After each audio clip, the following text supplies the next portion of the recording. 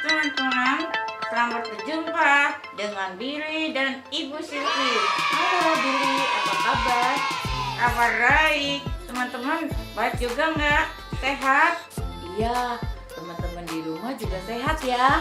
Jangan ada yang sakit. Billy juga. Bill, hari ini katanya Billy mau nyanyi. Ya, Billy mau nyanyi T-A-A-T, taat. Teman-teman, dengarkan ya. Billy mau nyanyi lagu T-A-A-T taat ya. Yuk Billy nyanyi ya. 1, 2, 3. T-A-A-T taat, T-A-A-T taat. Saya mau jadi seperti Yesus. T-A-A-T taat. Wah, aku mau taat. Iya, anak Tuhan harus taat. Tapi ada loh seorang nabi yang bandel, yang suka melawan Tuhan. Tapi dia bertobat. Tahu nggak siapa? Nggak tahu. Nah, ibu punya cerita tuh. Judulnya Nabi Yunus bertobat. Mau denger nggak? Ya, aku mau mendengar cerita Ibu Silvi. Teman-teman di depan, di rumah, dengarkan ya. Selamat menyaksikan. Anak-anak, sebelum kita dengar cerita, kita berdoa dulu. Yuk, kita tutup mata. Selamat pagi Tuhan Yesus.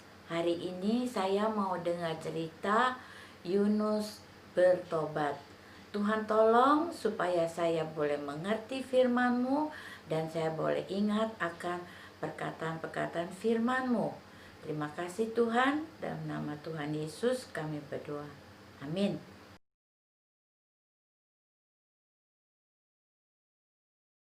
Nah anak-anak, kita baca dulu ya. 1 Petrus 1 ayat 14a. Hiduplah sebagai anak-anak yang taat. Supaya kita bisa menghafalnya, kita akan ambil satu-satu ya. Ayo sekarang kita angkat dulu 1 Petrus 1 ayat 14a.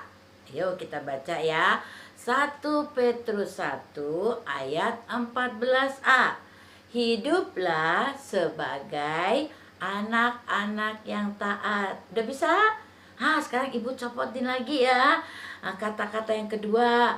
Yuk, 1 Petrus 1 ayat 14a. Hiduplah sebagai anak-anak yang taat. Wah, sudah pinter. Yuk sekarang kita buka semuanya. Kita ambil kata-katanya, kita ingat dan simpan di hati dan di pikiran kita. Ayo, 1 Petrus 1 ayat 14a. Hiduplah sebagai anak-anak yang taat. Wah, pinter. Sekarang ibu pasangkan lagi ya.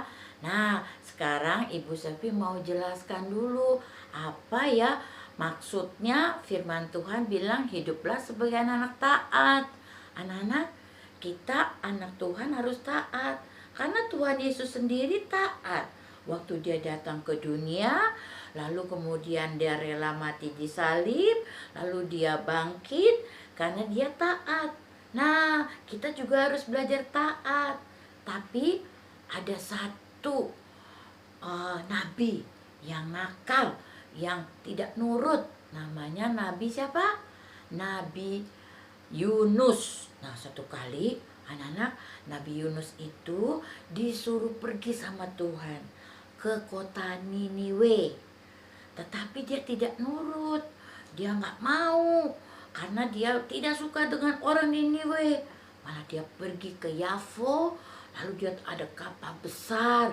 Kapal besar ini menuju ke Tarsis. Lalu dia pergi anak-anak.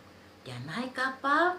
Lalu setelah itu akhirnya dia naik kapal. Lalu setelah sampai di kapal, lalu dia bersembunyi. Nah, dia sembunyi di mana? Di bawah kapal itu ada tempat tidur. Lalu dia tidur di situ.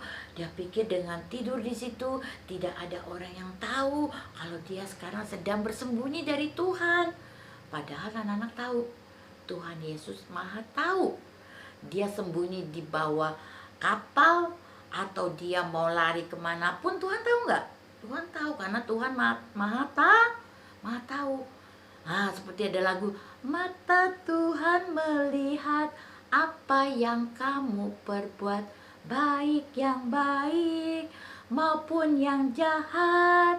Oleh sebab itulah jangan berbuat jahat. Ingat, Tuhan melihat. Wah, Nana, Tuhan tahu. Nabi Yunus ngumpet, dia sembunyi di bawah kapal besar. Dia pikir tidak ada yang tahu, lalu dia tidur.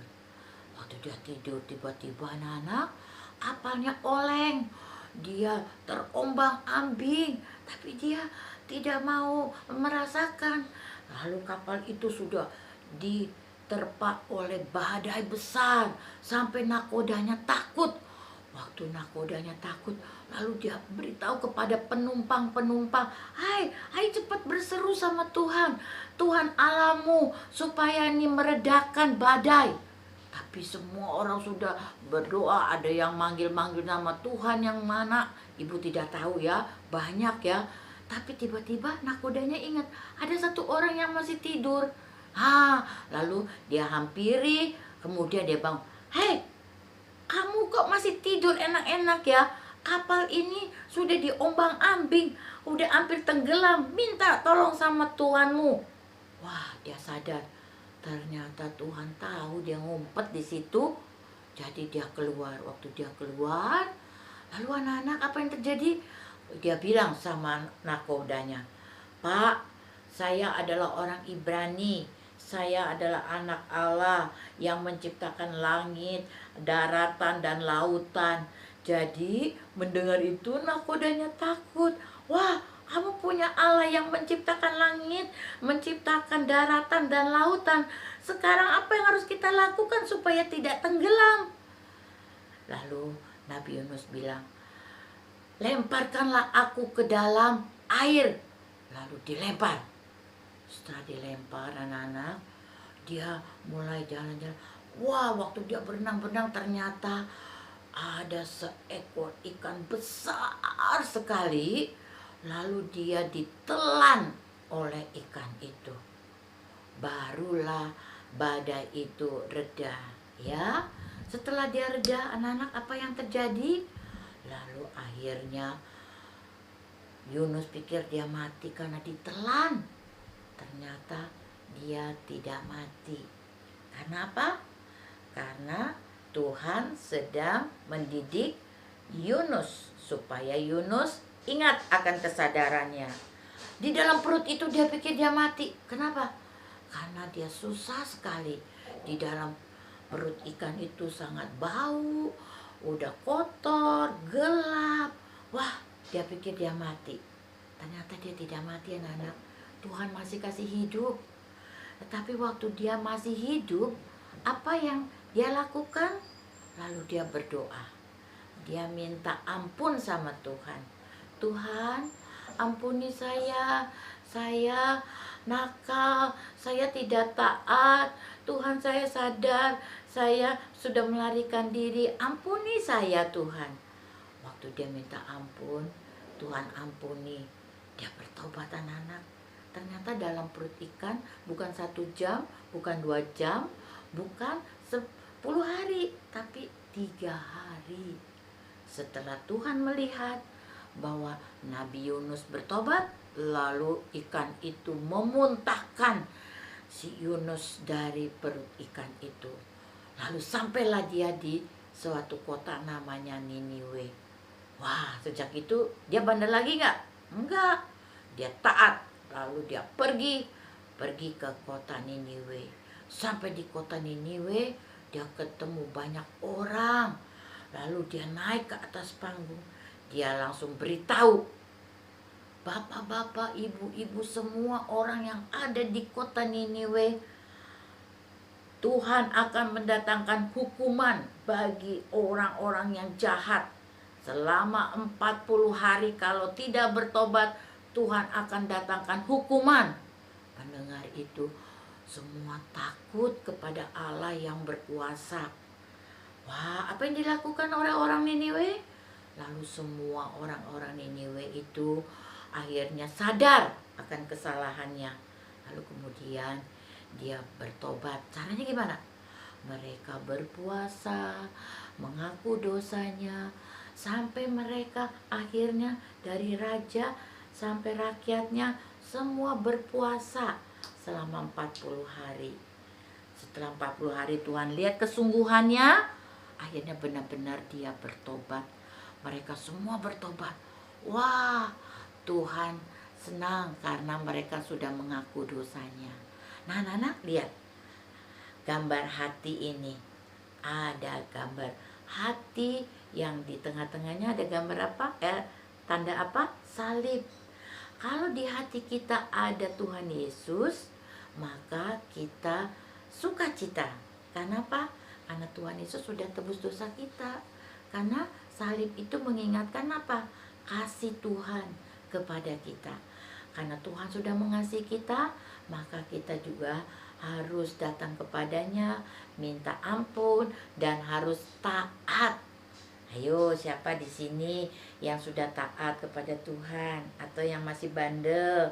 Kalau yang masih bandel-bandel, kamu harus ingat ya, kita harus cepat-cepat bertobat. Kita harus minta ampun kepada Tuhan supaya dosa kita diapain? Dihapus. Nah, sekarang kita akan masuk ke pelajaran yang kita dapat. Pertama, saya harus belajar taat perintah Tuhan. Ayo sekali lagi kita baca. Saya harus belajar taat perintah Tuhan Yesus. Jadi kita harus belajar apa? Taat. T-A-A-T, taat. Jadi anak-anak harus belajar taat. Ibu Sivi juga taat kepada Tuhan. Taatnya apa ya? Contohnya ya. Oh iya, taat berdoa. Berdoa itu bukan waktu makan, waktu tidur aja. Waktu kamu sedih, kamu bisa berdoa. Waktu kamu susah, kamu bisa berdoa. Waktu kamu ulang tahun, kamu bisa berdoa. Jadi, bukan hanya berdoa, tapi baca Alkitab ya. Harus baca Alkitab setiap hari supaya anak-anak bisa mengenal Tuhan. Nah, kalau sekarang tidak ada pergi ke gereja, ya kamu bisa mendengarkan cerita ya.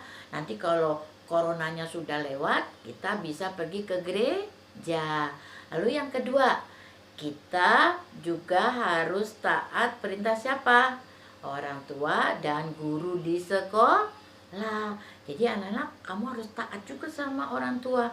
Karena di rumah itu ada papa dan mama, harus nurut.